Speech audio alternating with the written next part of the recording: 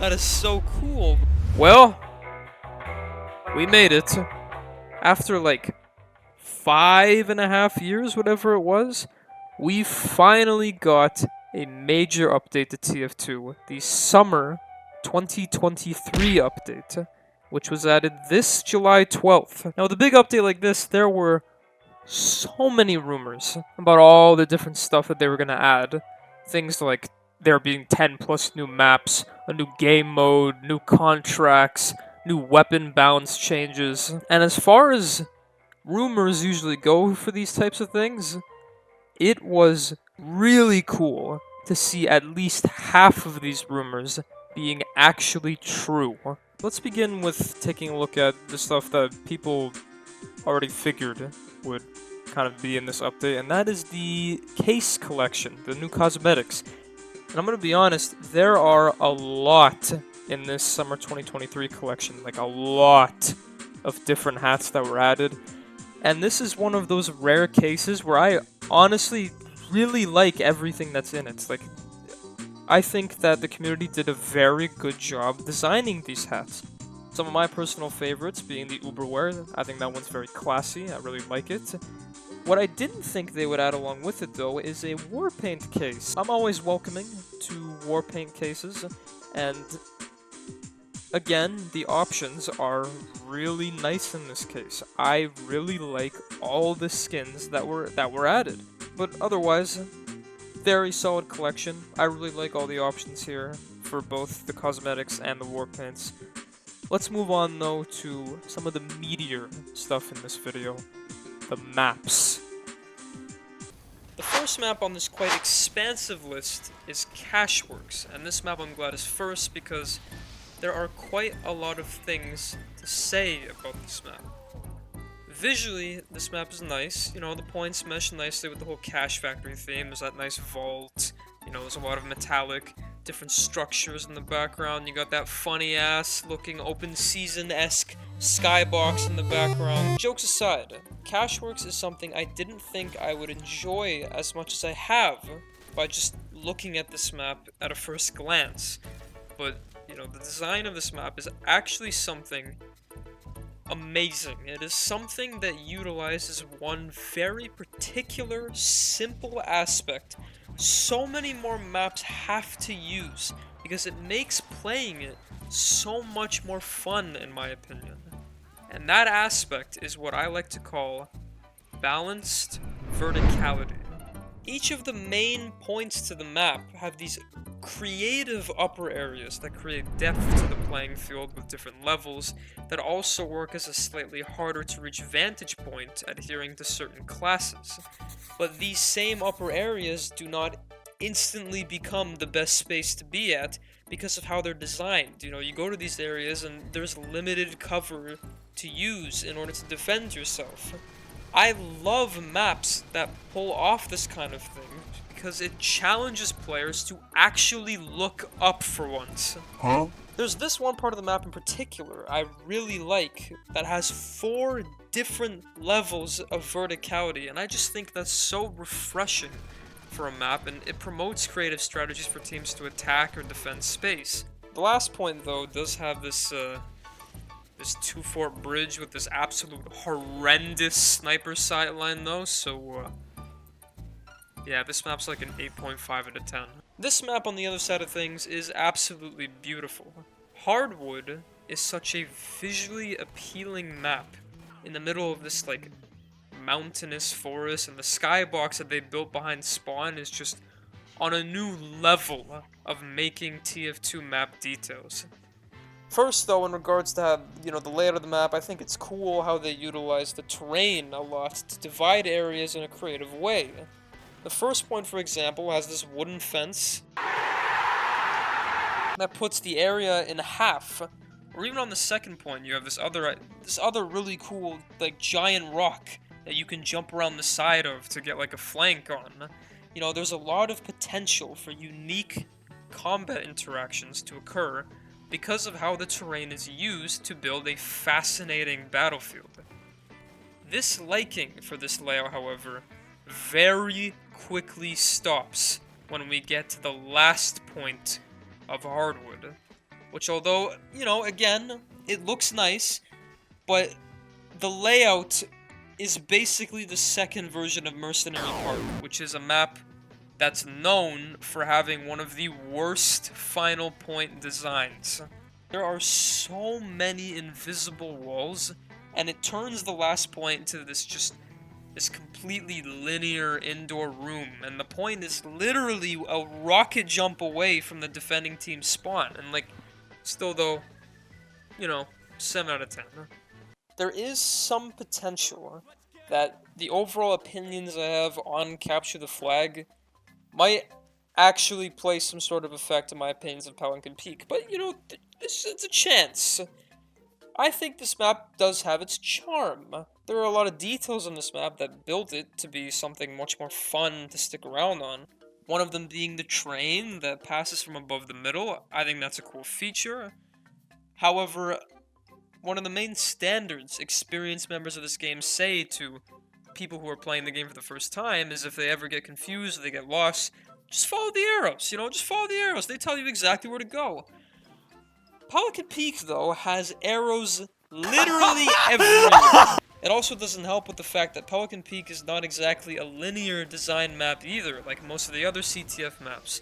There's a bunch of these random smaller rooms that I think should just be converted to a larger room or just a completely open space in general, just to make the map a little bit more simpler. Regardless, though, there is potential for this map, despite its many drawbacks. I still think that, you know, it's one of the best designed maps for the CTF game mode, but when you compare what other options you have in Capture the Flag, you start to realize that there really isn't much competition.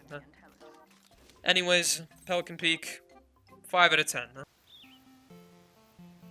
This is Phoenix, a map that conveys such a good and beautiful visual presentation by playing along with its theme so well that it doesn't even seem like a simple, funny TF2 map.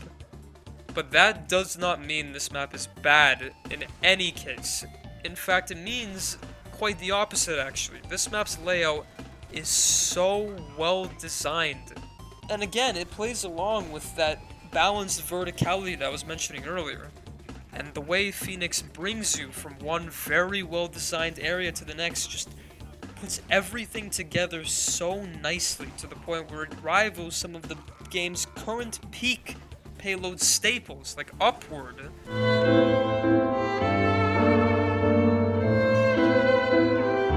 But what sets this map even higher than the best of the best we're already familiar with is how well designed the final point of this map is.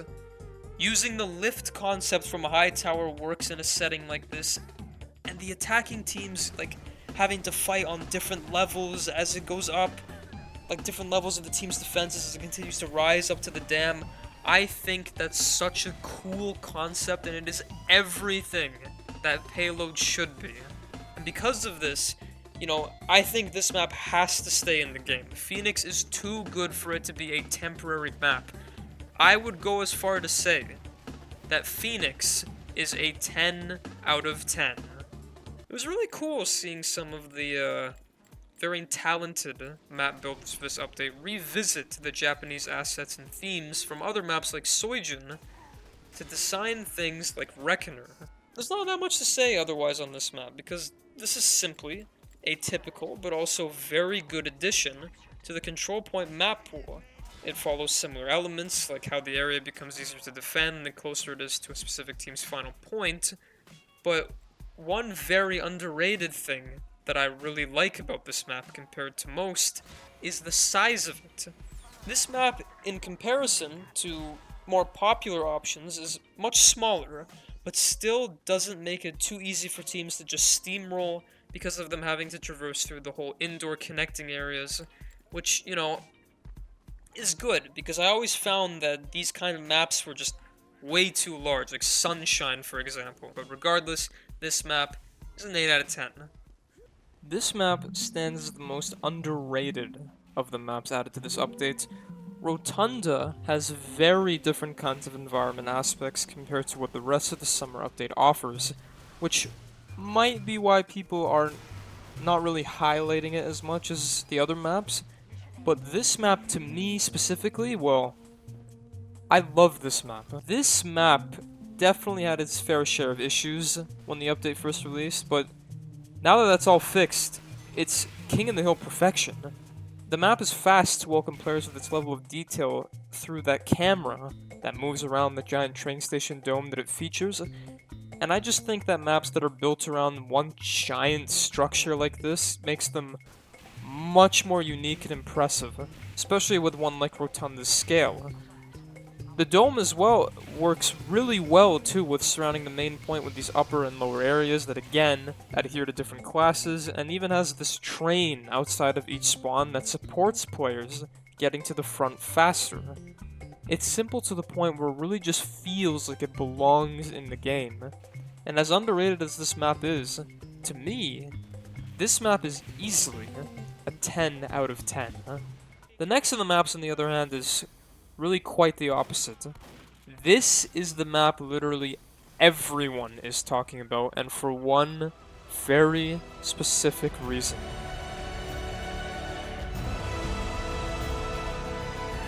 Selbyen is the home of this very famous seal that everyone from the community and new players alike are joining here just to simply admire these wonderful creatures.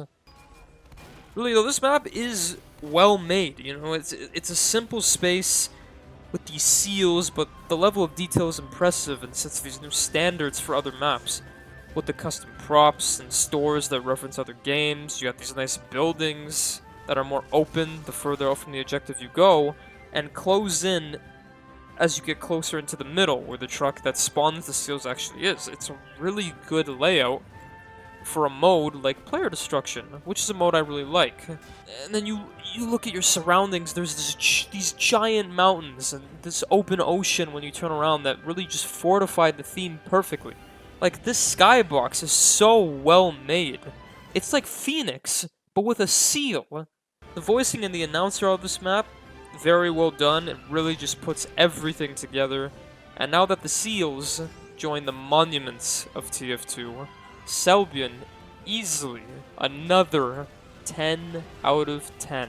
This here is just another masterpiece of a map that is actually featured on this channel before, which is why it's so good to see it now featured as an official map. Sharkbay is just another example of everything I said was what made the other map's perfect scores put into one. Firstly, putting the point on a boat is just the coolest thing to me for some reason. There's sharks here instead of those seals, and again, the level of detail in this map is just exceptional. There's this poster on the wall, for example, that actually changes based on how many people have jumped into the waters and died to the sharks. And just look at this skybox.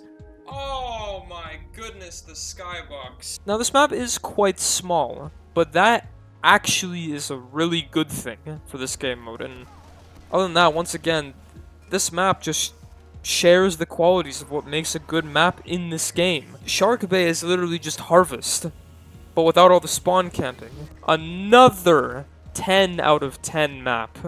This is a map that also features lots of the assets and themes from Selbyen, and the inspiration from it makes Sulfur very similar to it for good and not so good reasons. Sulfur visually is just another map that reaches the next level to convey its theme. It is this enormous palace hot springs kind of area, with each of the points featuring different huge areas that just continue to help with the theme.